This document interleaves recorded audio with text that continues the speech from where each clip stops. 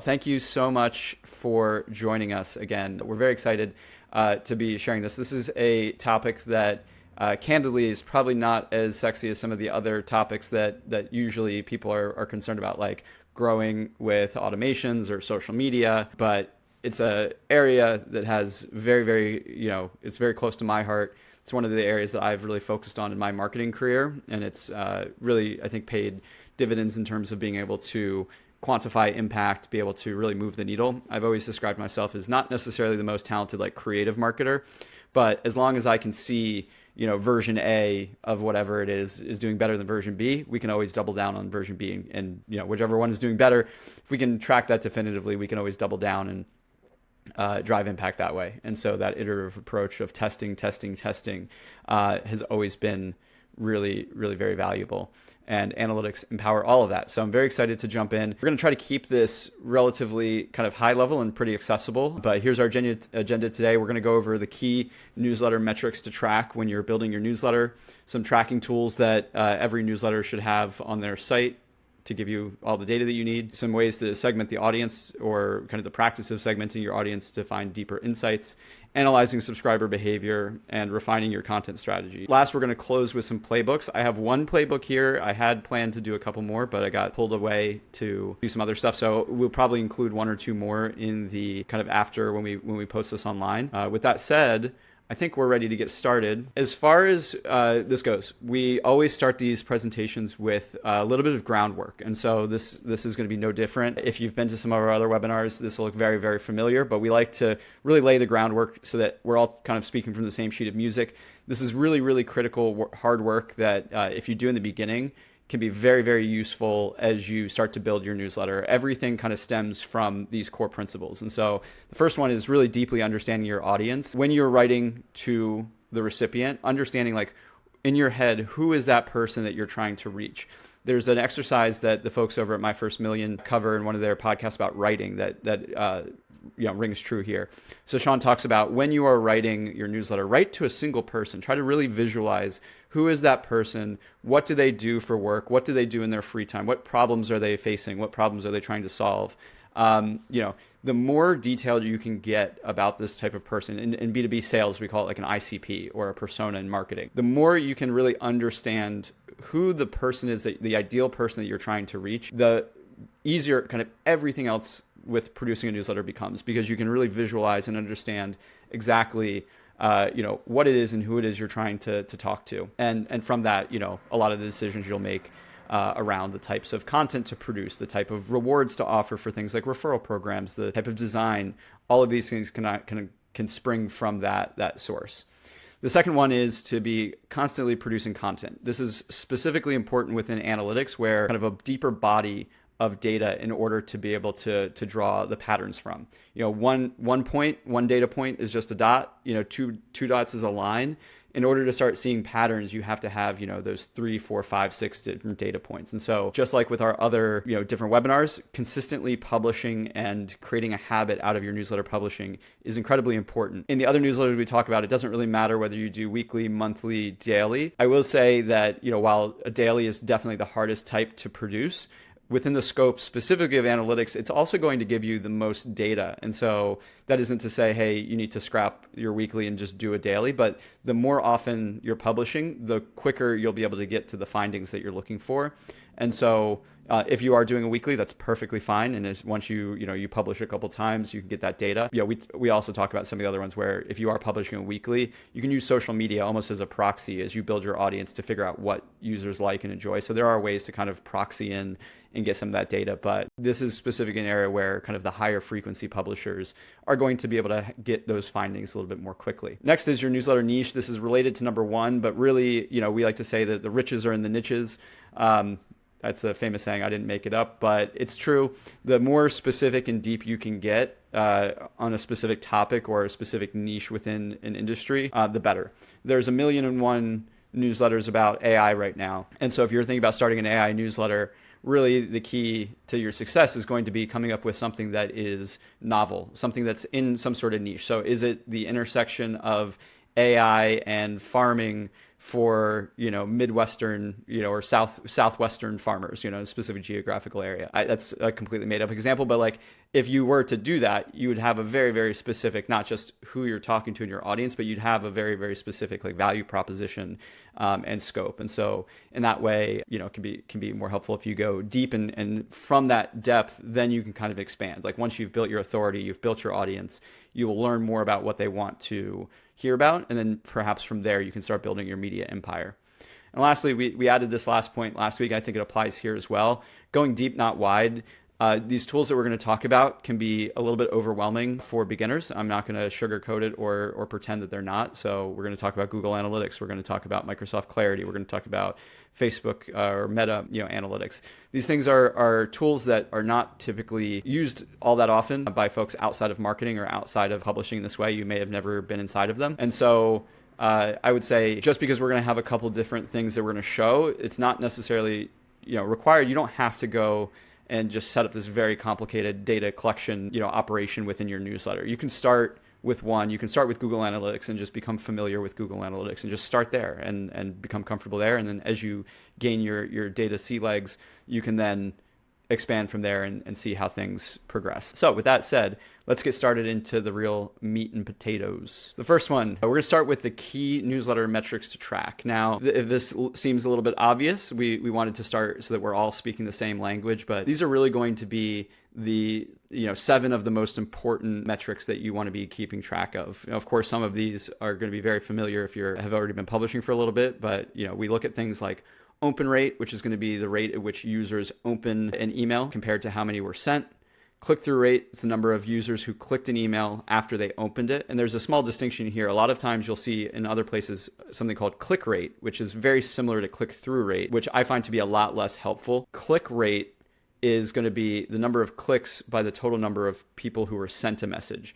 And so the way I think about it is no one's going to be able to click your newsletter unless they've opened it. And so looking at just the people or the rate of people who click after opening makes way more sense and is a little bit easier and more, directionally robust. If you think about sending to 100,000 people, if only 50% of them open it and then, 3,000 click it, your click rate is going to be half of that of your click-through rate. And so that lower resolution of the data can make it harder to pull out trends. But just a little sidebar on the difference between click rate and click-through rate. We'll use click-through rate for this conversation. Conversion rate in the scope of this conversation with newsletters is going to be, generally speaking, the number of people who come to a sign-up page and then end up subscribing to your newsletter. This can also be used in other contexts as well. So somebody taking any kind of action that you're trying to drive. So it could be a premium subscription. It could be selling a product. It could be simply, downloading an ebook. It can be anything. But within this conversation, typically when we talk about conversion rate, we're going to be trying to discuss how you can optimize and maximize the number of people who are seeing a subscribe form and then signing up for your newsletter. Next, unsubscribe rate. This one's fairly self-explanatory. It's the rate at which people are going to click that unsubscribe button after they, open your email or before they open your email from the settings in their email client. We obviously want to make that as low as possible. Even worse than unsubscribe rate is its scary older brother, spam rate. So this is going to be the number of people who open an email or mark it as spam in their inbox. And we really, really want to avoid that at all costs. We want to minimize that because that can be really, really harmful for your deliverability. Growth rate is a little bit of a higher level metric. This is going to be looking at the rate over a specific period of time that your newsletter is growing by, or in a sad case might be shrinking by, but it's going to be kind of the number of users you had over one time period compared to the number of users you have subscribed over a subsequent time period. That difference is going to be your growth rate. So if I have 100 users one week, I have 110 users the next week, the difference is 10. And so 10 divided by 100 is going to be 10%. So I will have grown 10% over that 2-week period. Lastly is revenue per user. We'll have a cool resource called Newsletter Navigator that we'll share that goes into all of these metrics around lifetime value of subscribers, revenue per subscriber. There's a whole bunch we could go into, but to keep it simple, I really wanted to restrict it to revenue per subscriber so that we could kind of have something that, touches monetization, but doesn't get too deep and derail the conversation. That guide, Newsletter Navigator, we'll talk about a little bit further in the conversation, but we'll also include in the resources, and that helps you basically go through and quantify the value of your list. Now, Tony, the risk that I get into when I talk about analytics is that I love analytics and I've been in it for 8 years. And so a lot of times I tend to talk about things, a little bit more technically than I should. So it's going to be your job today. You're going to rein me in, and you're going to kind of be the advocate for all of these wonderful people in the chat who are watching, and you're going to call me on my bullshit when I start talking about things that are a little bit too complex. So with that context, is there anything you can add or maybe simplify for folks that we just covered? No, I think this is all spot on. I think what could be useful, EJ, is if you give people some healthy benchmarks for open rate, click rate, spam rate, things like that, so people know where they are right now, if that's directionally okay, whether it needs improvement. Yeah, that's a great call out. So two parts to that. One is we'll drop our benchmark report from the beginning of the year in the recording page. So you'll be able to see all of the benchmarks across the beehiiv platform. We will be also redoing that report for 2025. It's actually in progress right now. And so we'll have new benchmarks coming up. So generally speaking, I'd say, anywhere above like a 30% open rate is going to be considered kind of a healthy level. It depends on the size of your list and the niche that you're in. So I've seen, small newsletters with a couple thousand subscribers get up to 60, 70%. 50% would be really, really good, especially if you're kind of a larger newsletter getting into the several thousands or tens of thousands. But yeah, I mean, if you're below 30%, it means that your audience is generally less engaged. You might want to focus on maybe trimming your list or getting it into a better place. As far as click-through rate goes, it really depends. If you have a newsletter that doesn't really have any links, that's purely just like the information is self-contained, you may have a lower click-through rate. That's just kind of the fact of the matter. If you have a newsletter that's kind of an aggregation of a bunch of links, then you might have a higher click-through rate. I think the average is right around 2 or 3%. But what I want to call out is that benchmarks can be a little bit misleading. I actually really don't prefer benchmarks in most scenarios, unless it's an area that I'm really working in that I'm very unfamiliar, in that benchmarks tend to be very, very broad. They take the average. So it's like you have the best performers and you have all the lowest performers, and you tend to have, if you're lucky, you can kind of have an industry breakdown, but still you're kind of getting an amalgamation of like everything. And so if your goal is to be a very high performing newsletter, saying that you're above a 30% open rate doesn't necessarily make you a super high performer. That's kind of, the average is almost like the baseline. And so what I prefer to do is I take the approach typically of just making my own benchmarks and just competing against myself. That's how I've generally tended to operate in the marketing space, and I would recommend that for newsletters too. So if you start sending your newsletter and you're getting a 40% open rate, well, great, that's above the average, but that doesn't necessarily mean you should stop there. If you have an 40% open rate, what's to say you can't optimize that and get it up to 50 or 60%? Every website, every newsletter is totally unique. Your audience is unique. Your tone is unique. Your content is unique. And so kind of simplifying it down to saying like, a specific benchmark can be a little bit challenging. So I'd say always compete against yourself. It's almost like if anybody played Mario Kart or any of those like racing games where you have like the little ghost that like shows you like your best time that you're like racing against in some of the different, races. Maybe I'm dating myself. Sad day when like Mario Kart dates you. But, I can almost see it like that, where it's like, the ghost car, is your own benchmark, and that's what you should be trying to beat and improving with. And if you're always competing against that benchmark, you'll never go wrong because you'll always be improving. Awesome. So within those metrics, if you're on beehiiv, which I think probably most of you are, we provide all of these metrics or most of these metrics to you in the beehiiv interface. So if you click into a post, you can see the open rate, click-through rate, unsubscribe rate, I believe spam rate. Some of these metrics you won't be able to see, and that's what we're going to get into with some of these tools we're going to transition to in a minute. So there's a couple reasons why we don't surface all of these in the platform. Some of them are technological, some of them are choices, some of them are coming. But basically, open rate, click-through rate, unsubscribe rate, spam rate can be seen totally in the platform. We also have some other metrics, obviously, around like premium subscribers and different things like that if you have premium subscriptions running. But I would say the places to find these are in the post view, and then if you are on a paid plan, we actually have a very, very robust analytics suite. We call 3D analytics internally, but it's got a subscriber report with a couple different pages, a post report with a couple different pages, and a clicks report with a couple different pages. In the scope of this conversation, just about everything you could need to really run a successful newsletter from an analytics standpoint can be found in those kind of more in-depth reports. But we do give you the keys to be able to kind of directionally see how your posts work within every single plan, even the free ones. So for the ones that I pulled out here, I probably should have, reordered the list a little bit to have, conversion rate, growth rate, and revenue per subscriber differently. Although growth rate, we do show that on the dashboard. That is something that we do show. So it's right there front and center. You see number of subscribers, the plus or minus, depending on the time period. So it's really revenue per subscriber and conversion rate. So we want to talk about now conversion rate. So one of the key parts to growing a newsletter and growing a newsletter using analytics is to understand how your users are finding you, where they're signing up, where they're coming from, what they're engaging with. And so beehiiv provides tools internally, and there's also some other tools from these companies that are all free and also provide very, very valuable information. And so you might ask, well, why don't we just provide all of that information in the platform itself? It's a totally valid question. And the answer is basically because we are, in the grand scheme of things, not a huge company, and Google has spent 20 years perfecting their analytics tools and are the global standard and perform very, very well and are very robust. So instead of focusing on rebuilding a tool for analytics that would invariably be worse than Google Analytics, we opted to basically say, hey, we'll integrate with Google Analytics so that you can get all of the value from a tool like that without necessarily sacrificing whatever limitations we would necessarily have in building our own product. So Google Analytics is really, really valuable for specifically seeing the performance of the web side of your newsletter. So one of the differentiators with beehiiv is that we not only have the best-in-class like newsletter operations where you can send and measure the performance of the newsletters themselves, but we also have these great websites that we deploy that are very, very fast, totally optimized to be found by search engines, and are built for engagement and providing the same tools and stuff that you're putting into your newsletters. We build those into the websites as well. And so Google Analytics can be deployed to show the performance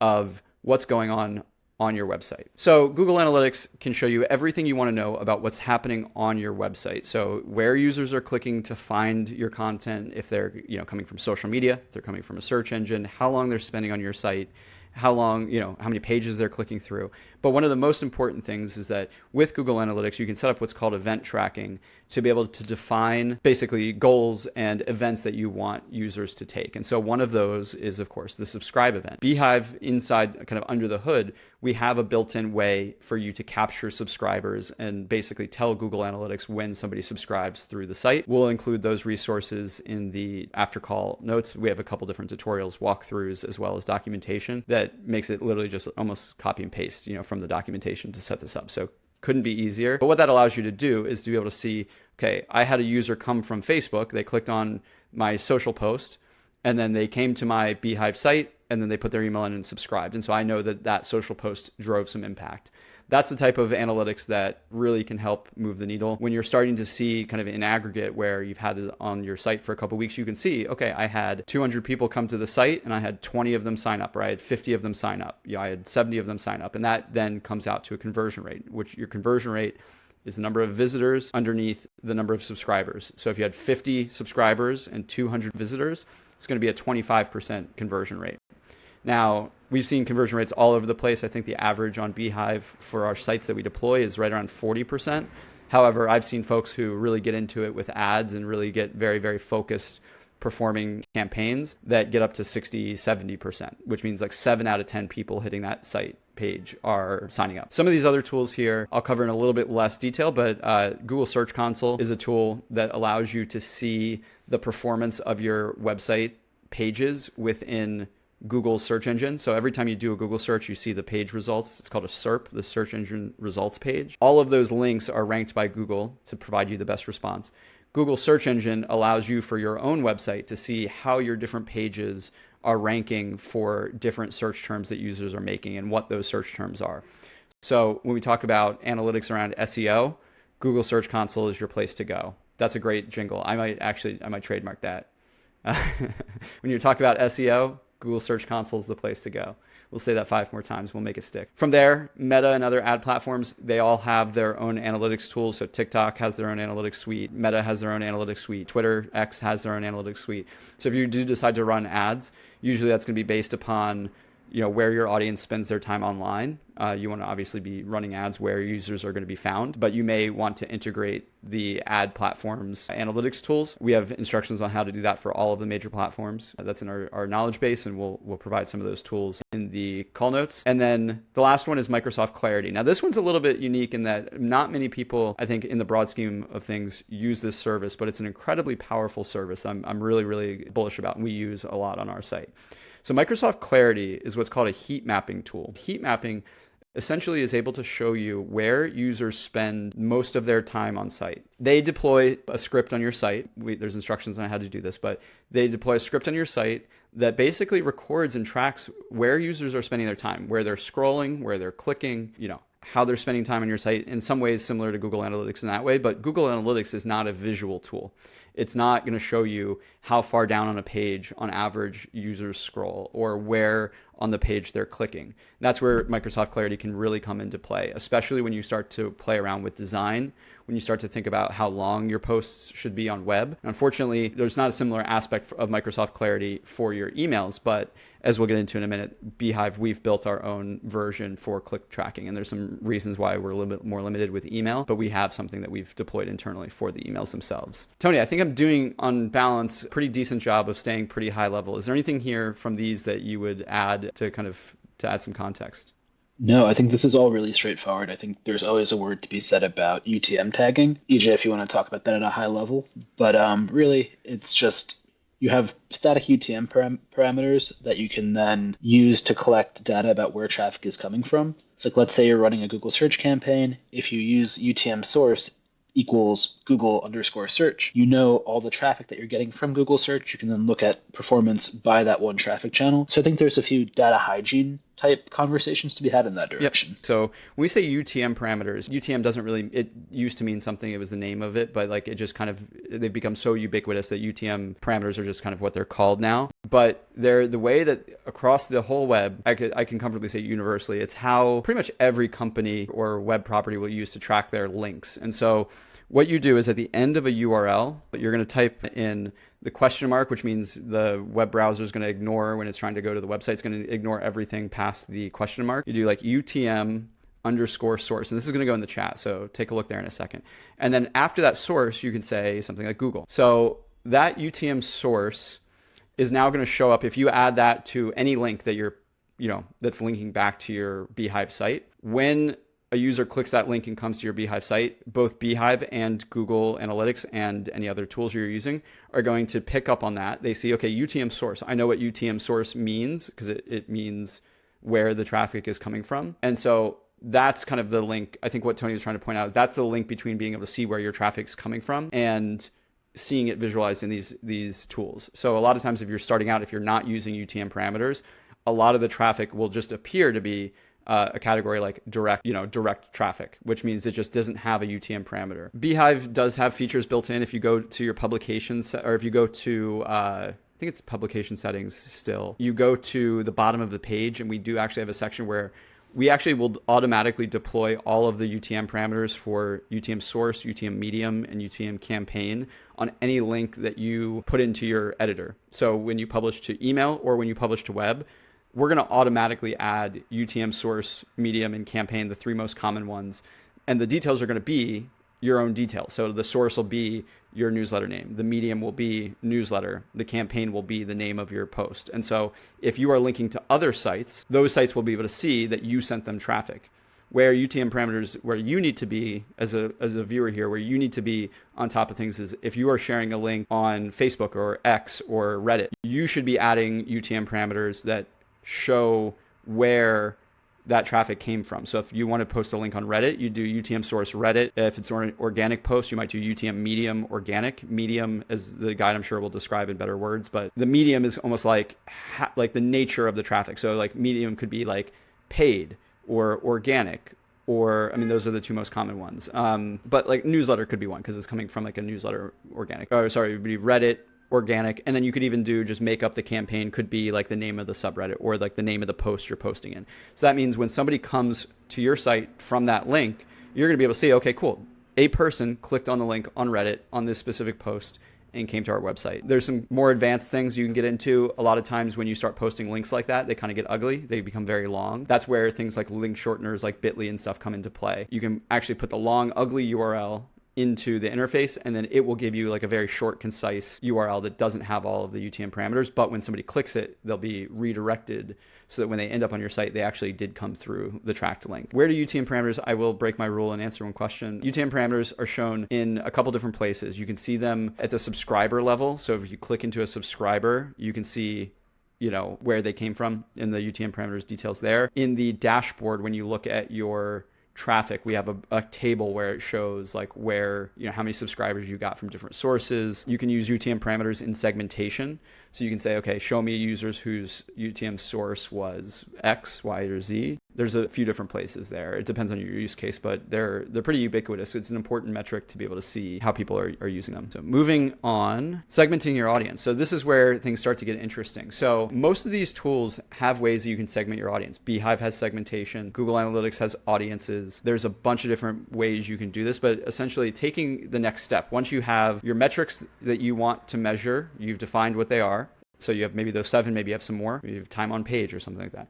You have your metrics that you want to measure. You have your tools that are collecting that data. Now we're kind of getting to where the rubber meets the road of how you actually use that data to create value. And so one level of that is through segmentation of your audience. Beehiiv has a whole engine for segmentation where you can define pretty much any characteristic about a subscriber, and you can create a segment based on that. So if you want to see, okay, show me all of the users who came from, Facebook. Show me all of the users who, clicked on a specific email. Show me all the users who have received more than 3 emails. There's a lot of these different ways you can basically slice and dice your audience into segments. And the same thing goes for Google Analytics and these other tools. You can say, show me users who came from a specific source, or who viewed more than one page, or who subscribed, who triggered this subscribe event. But generally these these segments fall into a couple different categories. So demographics would be, gender, age, things about the people. Those can be obtained. Google has some tools for determining those. Beehiiv specifically, we provide survey forms on our paid plan, so you can collect information about your subscribers that are tied to that subscriber. So you might run a survey saying, hey, like, what's your age range, and get that age range. You might ask, what your gender is if your newsletter has like a gender component, or maybe you want to run ads, you can ask that. But demographics are going to be details about the people themselves. Can be very, very useful for things like ads when you're starting to run ads and advertisers want to know who you're talking to. It's also useful just to know who your audience is. You have that ideal persona. Does your ideal persona, fit who you're trying to reach?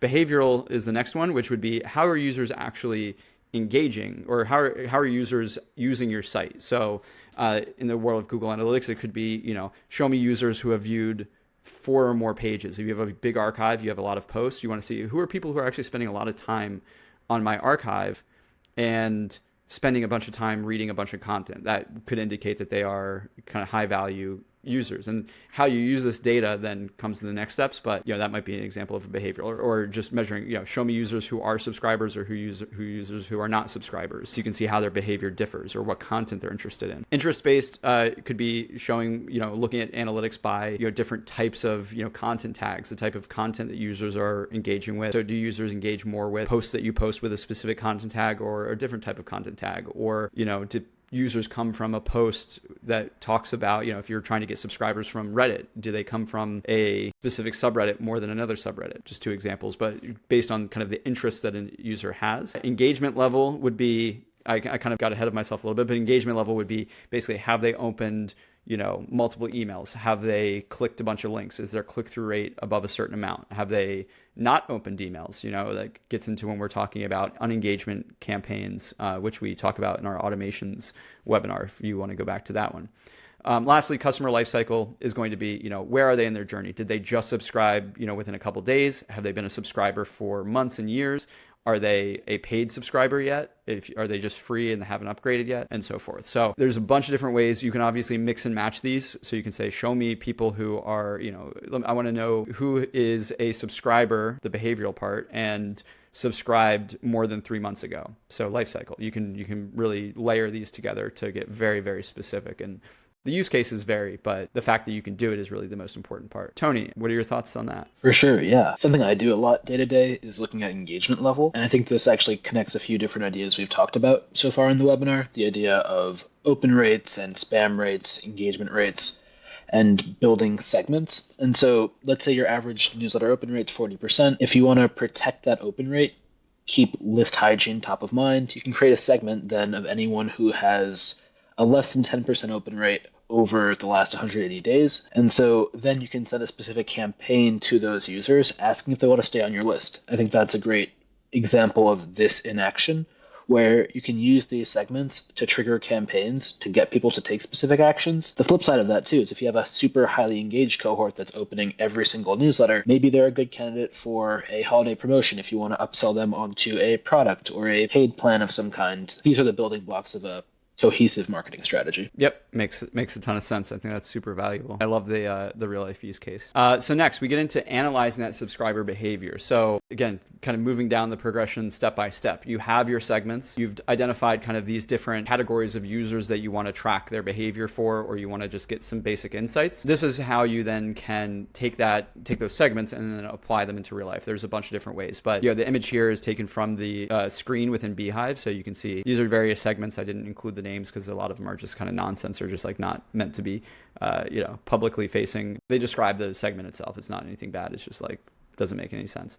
But the size, you can see, okay, this segment has 2,000 subscribers. Their aggregate open rate is 34%.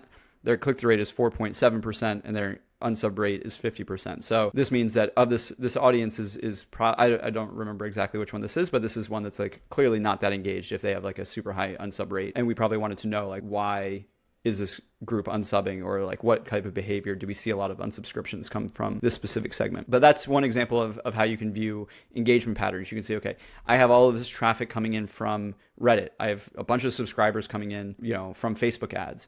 How are they then engaging with my content over time? How does Facebook compare to Reddit with users? How does my paid Facebook ads traffic and subscribers compare to the organic Reddit subscribers I'm getting? Does one perform better or worse than the other? How is the rate changing over time? What do I want to move? It's like, do I want my, if you're paying for subscribers, you may have an expectation that these subscribers are higher engaged than the organic ones coming from Reddit. Maybe your Reddit folks should be more highly engaged because it's a very niche community. These are all questions you can ask, and basically, when you're kind of analyzing the data, it can give you some clues. It's a bit of like a detective job. You want to basically, you have a hypothesis, you have an idea, you basically set up your segment, and then you're able to kind of detect the clues. And from those clues, you can determine behavior and data and kind of the outcomes that you want to drive.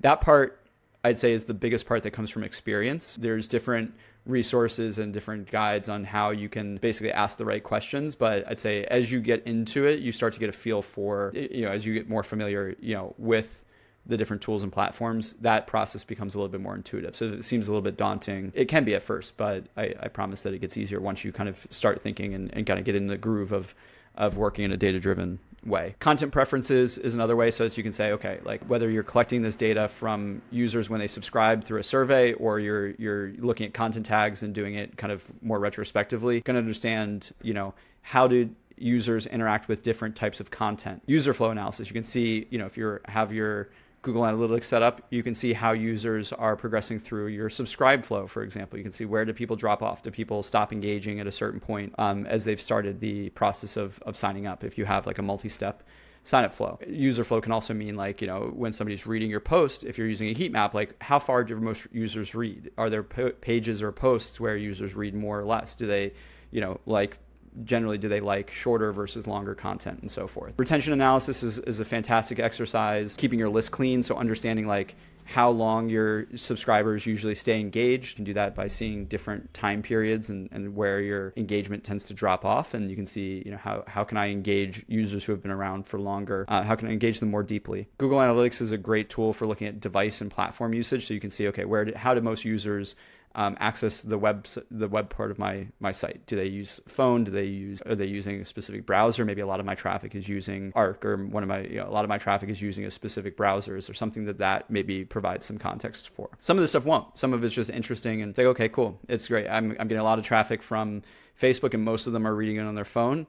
Maybe that just says that, okay, when I make my content, I want it to be the design to be very phone friendly. It doesn't have to be some sort of like, grand, like, very complicated idea. I've already gone through heat map analysis a bit. That's super useful. Microsoft Clarity, can't say anything more highly. And then A/B testing, you can do this, through beehiiv with the subject lines. There's also some tools out there that allow you to like A/B test your website itself. Some of them are a little bit more complicated to set up or maybe cost more money, but if you're a little bit more sophisticated or you're growing, that can be worthwhile. And I think beehiiv does expect to offer more content-based A/B testing in the future. So the last step is you've collected all this data, you've made your segments, you've made your analyses, and now the last step is using that analysis and using the different tools that we've discussed to then take action. So that is now refining your content and your strategies around, acquisition, around publishing, kind of everything. So from there, you can go and you can do content optimization, subject line testing, personalization, re-engagement, campaigns, monetization opportunities, growth tactics. All of these things basically can flow once you have that foundation set up to collect, identify, and test hypotheses. There's the whole world kind of opens up to you. So content optimization, we've touched on it. Does your audience prefer shorter or longer content? Does that change their behavior? If you have a post that's normally 2,000 words, do you cut it to 500? Does that change the way users engage? Subject line testing, do people open certain types of subject lines more often than others? Do certain audiences open, different subject lines differently? And is that a good thing, or is that something you want to change? Personalization, survey forms, and collecting personal information is a great way to go through this using survey forms. You can say, okay, do people respond more when I make the email way more personalized? Do they not? We also plan to deploy more personalization strategies around things like content. So you can like show, based on a custom field, you'll be able to show specific content or hide it or change it. Show this group of people this specific block, show a different group of people another block. That's coming down the road in the next 6 months or so. Re-engagement campaigns, again, that's keeping your list clean, churning people that don't engage and unsubscribing them proactively, as well as rewarding or reaching out to your most highly engaged users and figuring out how you can make more of those kind of super fan types folks. Monetization opportunities kind of realm. Once you find your super fans, there might be opportunities to sell them paid subscriptions. You can experiment with ads through the beehiiv ad platform, see how that influences your audience. And then growth tactics, a lot of these then get into things like ads and some of the other growth tactics that we've talked about in other webinars. I recommend going back to the Growth Seekers webinar, and I believe we did another growing with paid monetization strategies. Tony, I've been leaving you hanging for a minute. I kind of forgot to, I sometimes have a little break where I'm like, remember to ask the guest a question. So I forgot to do that, but I'd love to hear your impact on this. Tony is the guy extraordinaire behind the scenes. If you are a beehiiv user and you're getting messages throughout your user journey, or you're getting messages about updates and stuff like that from us, he's the one who writes those and sets those all up. So he is deep in the world of analytics and personalization and all of these different strategies that we're talking about here. So I think he probably has some great things to add. For sure. I think one thing that we might want to double click on, I saw this question come through in the Q&A, and I'm sure a lot of people have this question, but if you have a very small list, like let's say you're just starting out, you have maybe 100, 200, 1,000, some of these tactics might be a little bit harder to do because it requires a certain level of scale to get statistical significance. How would you personally go about solving for that? Yeah, of course. So, naturally there's, everybody's got to start out somewhere. I would say the biggest things to do if you are kind of starting out, you're maybe sub 100 subscribers, maybe sub 500 subscribers. Beyond that, you can really start to kind of, I'd say, get some really good findings. But when you're really starting out, I'd say, we kind of use this model often, that the process for finding like product market fit, there's a term that I think Matt McGarry coined called content market fit, where it's not that different from a startup, where it's like when you're an early stage startup, you're figuring out what is your offering, who are you offering it to, is it solving their problem the way you think it's going to. It's a very similar process with a newsletter. It's kind of a startup in its own right, where instead of product market fit, you're kind of finding this content market fit where your content is really jiving with your audience and it's working and they're sharing it and you're growing. And you've kind of realized that you've kind of hit on something, you've struck a nerve that then you can scale. A lot of these tactics, a lot of analytics will be of less use until you've kind of hit that point, but they can be very, very helpful in reaching that point insofar as like some of just the collection of the data. So you're not going to necessarily be able to do a lot of testing and optimization at that early stage, but by having something like Google Analytics set up, by having Microsoft Clarity set up, by monitoring your analytics within beehiiv itself, you can start to detect some of the signals that things are starting to go well. So what I mean by that very tactically is, you start to grow your subscribers, you're doing kind of the grind of like, posting on Reddit and Facebook or TikTok and LinkedIn and just trying to figure out what people will respond to. And you could start out by tagging your links so that as you post those, you can see where your efforts are most well being spent. You could couple this with like the social media webinar we did last week in terms of how to appropriately do that. But you can start to track is your effort having the most payoff, from those subscribers that are coming in. Say a bunch of them are coming from LinkedIn. How are they responding to your content? Are they responding well? Do they have a high open rate? Do they have a high engagement rate? Those metrics will start to give you some insights into whether your content is really working with them or more falling flat. A lot of times when people post on social, whether or not they add UTM parameters, we can generally see like if somebody came from LinkedIn, for example, it just won't be tagged as like LinkedIn organic. It just might be LinkedIn no medium. But in that way, you could see, okay, people are sharing my content on LinkedIn and then they're getting more users to come in. That's a great sign. Someone sharing a post that you wrote is an incredible sign that you're starting to get that content market fit. And so I'd say in the very, very beginning, it's a lot more heavily focused on the earlier parts of this presentation where we're talking about tracking, where we're talking about just monitoring. And you can use that monitoring in order to gauge those signals of success. And at the end of the day, it's like that foundational work. You got to have your audience in mind. You have to be publishing consistently. You have to have that content market fit. And then as you do all of those foundational things and you start to grow, everything kind of springs from that. But I'd say event tracking, so you can track subscribers on your website, understand where your audience is coming from when you're growing and while you're building, where are you getting the most traction? And then of course, like the engagement rates with things in emails. Maybe that's like the highlight of the presentation of like what to focus on at a very early stage. I know it's a very popular, very common question. Awesome. Before we get to the formal Q&A, we do have this playbook. Like I said, there will likely be a couple more. I want to have like a dashboard type thing that you can plug your data into to dashboard some stuff. But basically this playbook I came up with is very simple. It's the one I've talked about identifying the conversion rate of visitor to subscriber on your beehiiv site. So the first one would be to deploy Google Analytics on your web archive. So we have a specific setting within the website builder where you can drop in your Google Analytics ID. That's going to start the data flowing to Google Analytics. You have to go to googleanalytics.com or whatever it is, analytics.google.com. To create the account, you'll get the ID. You drop that into your beehiiv account. We have instructions for all this. You don't need to remember it. It's very straightforward. Second step would be setting up the subscriber sign-up conversion event tracking. So this means that when somebody goes to your site and they put their email in, we're going to fire a piece of data that Google Analytics can collect and track as a sign up. So essentially, when you go into Google Analytics and you see the list of where your traffic's coming from, whether they came from Facebook or Google Organic or Bing or what have you, you'll be able to see in one of the columns, okay, I had 20 visitors and I had 5 signups or whatever that number is. Lastly, from there, you'll be able to see your conversion rate. And so then you can monitor and optimize your content and marketing channels for that conversion rate. So you can say, okay, if I post, I'm getting most of my subscribers, I'm posting on a couple different social media platforms, but most of my subscribers are coming from LinkedIn.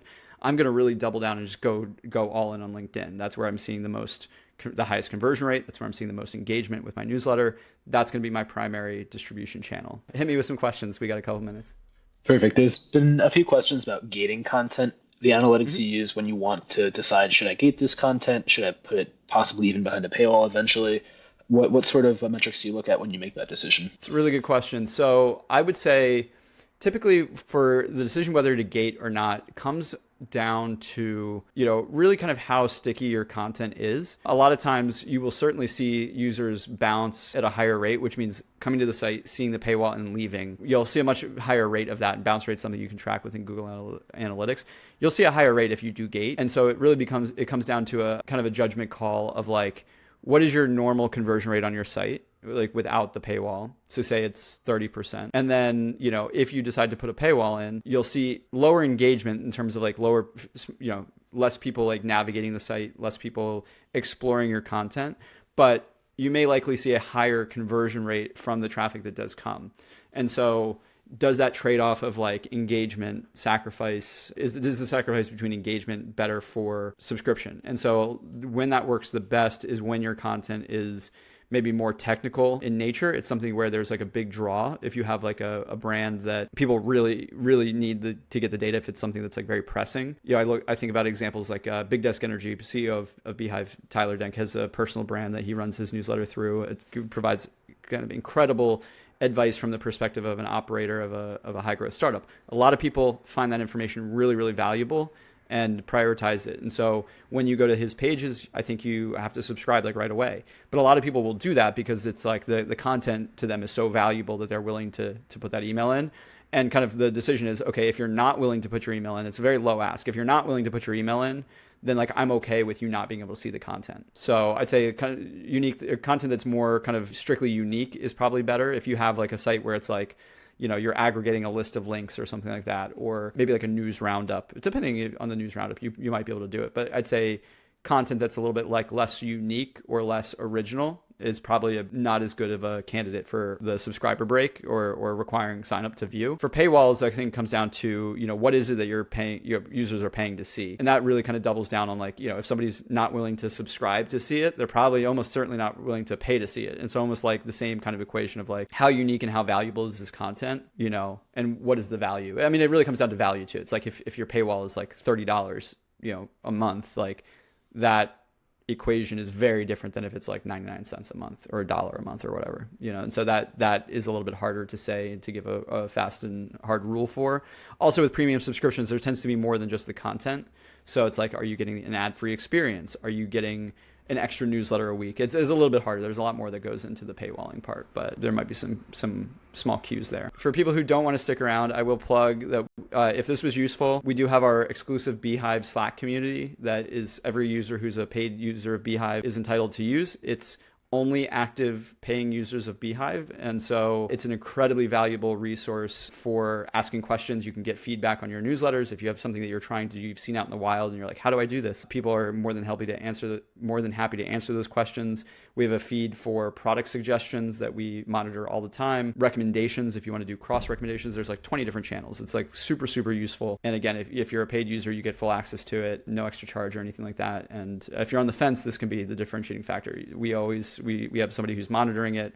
It's a great way to engage with fellow writers, and I can't more highly recommend it. So for anybody else who wants to stick around, we're going to go into like after hours bonus time. We have a couple minutes. Tony, you have the question? For sure. So a few folks are sending their newsletter with beehiiv, but they might be using a WordPress or another site as the front end of their website. How does that change their overall analytics journey? Are there other considerations there? How would you approach that? Yeah, so there are a couple. If you do have a site that's hosted externally to beehiiv, you want to do the best you can to make sure. I think now that we have free custom domains, there's not really an excuse to not be on the same domain, but analytics tools have a hard time tracking when the websites are on different domains, and the domain being like beehiiv.com versus like, AOL.com. It's like those are two different domains. And so with beehiiv, we allow you to set up the web portion of your site with a subdomain. So a subdomain just is like whatever's before the first dot. So it's like www.beehiiv.com. www is actually a subdomain. You might see like shop.beehiiv.com. That's a subdomain. So a lot of times people will set up their newsletter if they have an existing site as like newsletter.website.com. If the website and your beehiiv site are on the same domain, so in this case like beehiiv.com, the analytics will be able to talk between those two subdomains or those two portions. And so I highly recommend that. If they're on separate domains, like if we had xyz.com and beehiiv.com, the analytics cannot communicate between those two sites, at least easily, without a much more advanced setup that I don't want to go into because it's like pretty advanced. And so that would be the one thing if you're trying to do Google Analytics, just making sure that the subdomains are set up correctly so that they're on the same domain. Other than that, I mean, a lot of the what we talked about is going to be pretty much the same. I would say most like WordPress sites don't deploy the tracking that we do, and so you would have to set up like a separate type of like, subscriber setup track or subscriber tracking. If you use our subscriber forms, so like the embed forms that you can put across the web, there is a way to track the signups that come from those. It is a bit more advanced. We do have a guide that literally step-by-step does it, and people who have never used any kind of tools like Google Tag Manager, Google Analytics, they have been able to do it with those guides. We can include that link to the Google Doc in the post as well. I'd say that's kind of an advanced level person, not quite as advanced as like the domain thing I just talked about, but it is a little bit more challenging. But yeah, I mean, those are the big things. I mean, the analytics and the email tracking analytics are all within beehiiv. That doesn't impact anything if you have a third party site. Awesome. Maybe one final question, EJ, and then we can wrap it up. Sure. Yeah. So one question that's come up in a few places is about content analytics. And so we talked about how you can look at your overall newsletter performance over time, growth over time, But what if you are publishing across several different content categories? You want to understand which types of content drive the best engagement. How might you do that? Yeah, so there's a couple ways to do it. This is actually one of the questions I a little bit feared getting asked, because I would say, truthfully, we could do a better job surfacing this data on the web side of things. I think that there are things that we could do, like deploy from the website itself, to provide a little bit more data to Google Analytics to allow you to like sort by content tags, for example. I would love to be able to say, you can go into Google Analytics and just basically see the different content tags and like the engagement there. It's a little bit more niche and more kind of technical and more advanced, and so that's why we haven't done it. We haven't really been asked about it. It's just something that as a marketer I know exists that could be useful. So on the website, it's a little bit tougher. Usually you're gonna have to look and see like, you know, what the URL is of a certain post. I think we make it a good bit easier within beehiiv, in that within the analyze report, within the post report, do we surface content tags? I don't know we surface content tags within the post report, but within the post report, you do get a bit more insight into, you know, how different pages are performing, how different posts are performing, how different emails are performing. I do expect that we will increase the kind of granularity.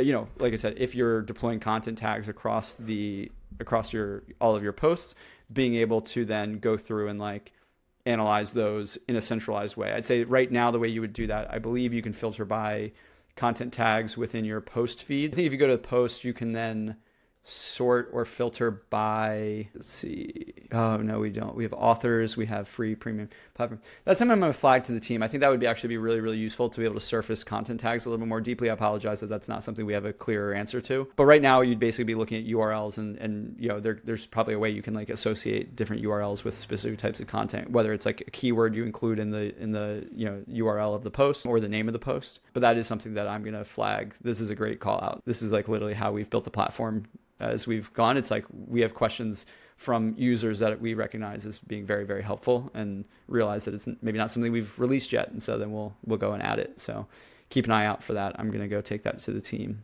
I think that'd be incredibly helpful. Awesome.